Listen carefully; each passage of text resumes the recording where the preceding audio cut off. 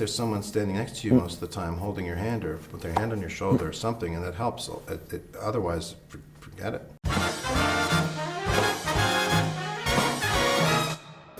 So, good morning, Kenneth. Thanks for the opportunity to see the movie that early, because it just comes out in January in Germany. It's a very sad one, but how do you do a sad movie without getting too depressive in the tone of the movie? So, because I think it's sad, but... Well, I think the first draft that I liked was a bit too depressing, and it was too grim, and I think it was too heavy, and I felt that, and I showed it to Casey, just got his opinion, and he said, yeah, it feels like you're just sitting on my chest and you won't get up. And I thought, so I was glad he said that, because that's what I thought. And I didn't make anything less sad, but I added more of the nephew's life to it, and I added more life around the main character, and I think that helped to ameliorate the feeling that it was just unrealistically grim. Because I think if it's too grim, it's no good. Because who wants to see it, and who cares? I mean, everyone knows life is miserable. I don't have to tell them that. Ich habe dir gar nichts Wichtiges zu sagen. Das ist schon okay. Ich wollte nur... Ich wusste, dass du hier bist. Oh, ich war nur hier, um für Patrick alles zu organisieren. Er scheint gut zurechtzukommen, oder? Trotz des Ganzen. Ja, ich denke schon. Ich nehme an, du weißt nichts davon, aber ich bin mit Joe in Kontakt geblieben. Doch, es das war habe ich komisch für mich, gewusst. Patrick jetzt nicht zu sehen. Oh. Ah, okay, das wusste ich nicht. Also, wenn du möchtest, kannst du ihn sehen. Könnten wir mal zusammen essen gehen? Du meinst wir beide, du und ich? Ja. So, if you work such a long time on a project, so what do you learn about all the help to give people if they're sad, if they lost some people? Do you learn something about like the psychological stuff? So how do people react? Everyone is reacting different. So what do you learn about if you work on such a project? Me or the audience? Maybe both. Well, I don't know. I was. You never know.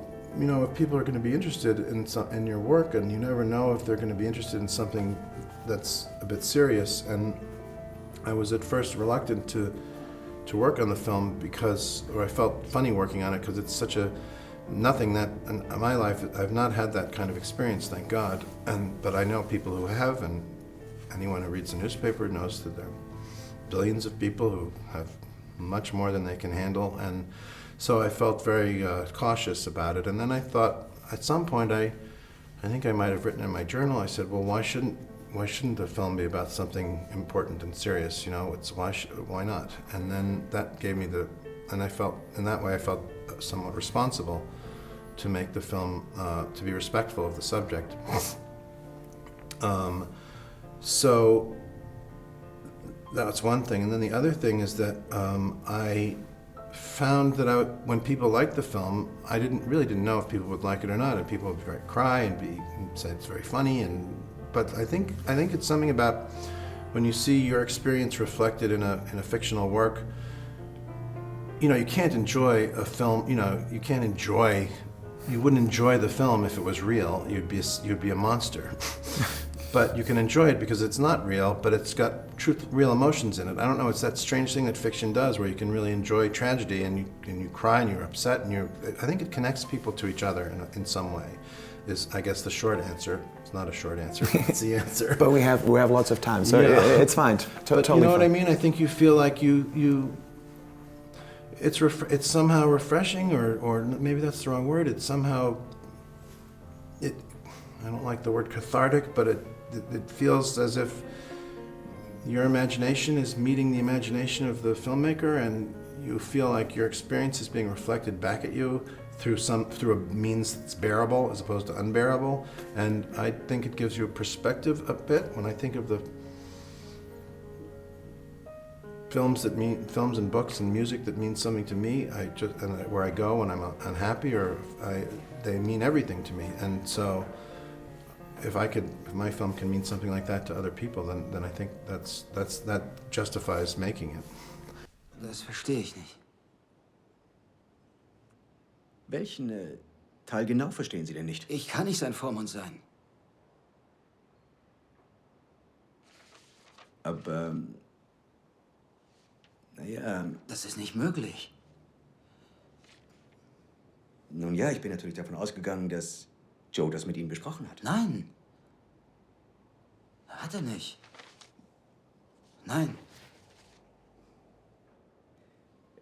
Also ich muss sagen, ich bin gerade etwas sprachlos. Er kann nicht bei mir wohnen. Ich habe nur ein Zimmer, also... Ja, aber Joe hat doch für Patricks Unterhalt vorgesorgt. Essen, Kleidung etc. Und das Haus und das Boot sind schon abbezahlt. Ich kann nicht zwischen Boston und hier pendeln, bis er 18 ist.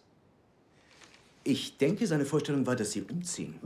Umziehen? Wie meinen Sie das? Wohin denn? Naja, wie Sie hier lesen können, ist das... Wissen Sie, Ihr Bruder hat das alles sehr sorgfältig ausgearbeitet. Aber Also, er hat mich... Ja, Das kann nicht so gemeint sein. I really loved the atmosphere because it was so authentic and so real.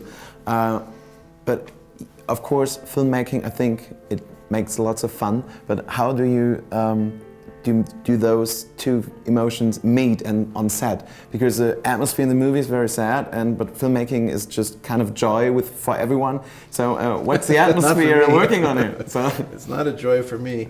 I find it very difficult. I'm not complaining. I'm very lucky to be able to do it, but I find it very difficult and grueling to be making to make movies because there's so many people involved and there's so little time and it's a lot of stress. I love working with the actors, though. That's a joy, and I love writing the films, and I love all the different parts of it. But there's an organizational side to it that I could live without.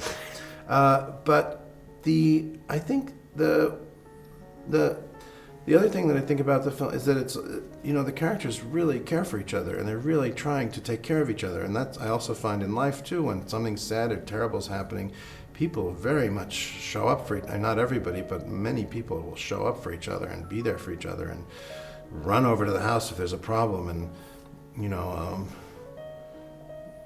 my father died recently, and I got a message from, I hadn't seen him for a while, and my stepsister called me from California, and I knew what she was calling about, and I didn't call her back, but I called my best friend, and I said, I think my father's passed away, would you please come over, because I don't want to be by myself when I find out. And he came over immediately. I sent a text, I said, no one's in danger, but it's an emergency, can you come over? And he called me up, and I told him what happened. He came to my house, and then I made the phone call. And it was a sad day, but my friend was there, and he loves me, and you know what I mean? And my stepsister was concerned. So, this always happens when you lose somebody or when something tragic happens. There's always also this presence of immense love between people trying to help each other out, and I think that's in the film as well.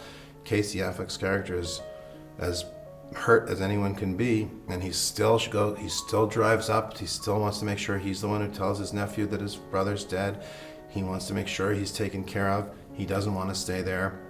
That creates the conflict, that creates the story, but he's there, and his brother was there for him when his life fell apart, and I think the film's about that as much as anything else, and I think that's one thing that prevents it from being just a dirge.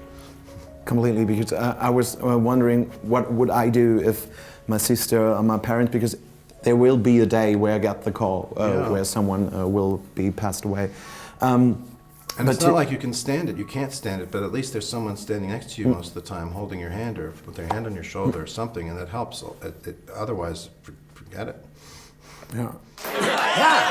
Einmal! Auf keinen Es Fall. war nur einmal. Oh nein, er war einmal auf deiner Seite und einmal bei mir. Ich habe ihn von hier aus zurückgespielt. Das hast du nur nicht gesehen.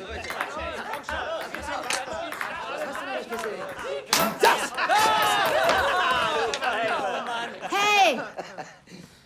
Seid gefälligst leise, ihr Vollidioten. Meine Kinder schlafen oben.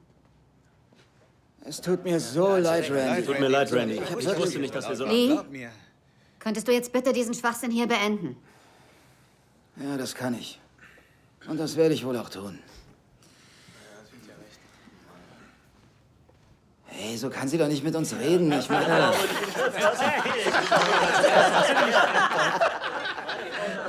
Hey!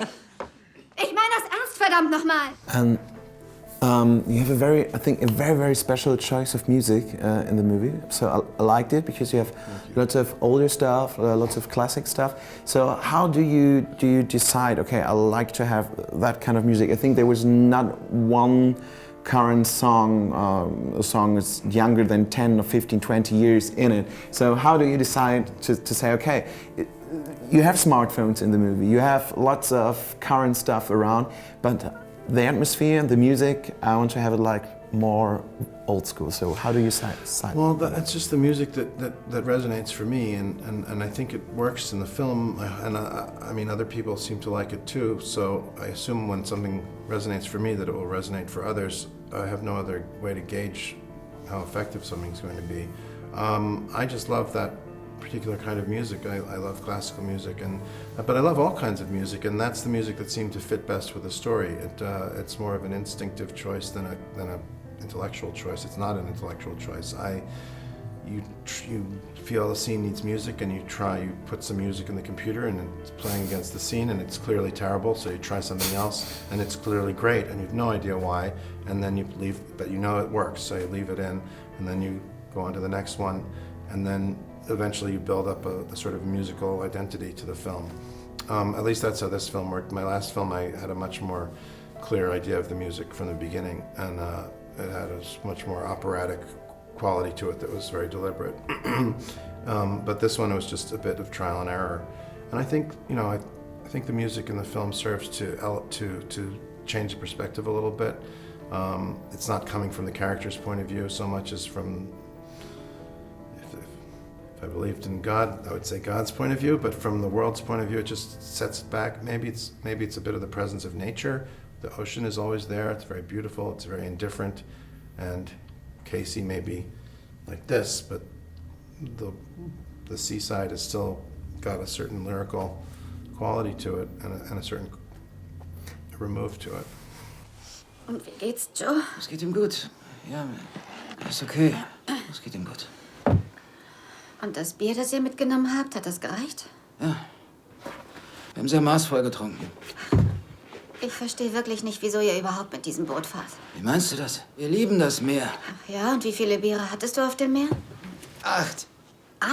Ja, 8, aber innerhalb von 7 Stunden. Das Wow, ich bin beeindruckt. sind 1,1428572 Bier pro Stunde. Na, großartig. Dann habt ihr so gut wie gar nichts getrunken. Ja, ich hab dir doch gesagt, ich trete kürzer. Oh nein, das kannst du doch jetzt wirklich nicht ernst meinen, oder? Dann werde ich wohl mal duschen gehen.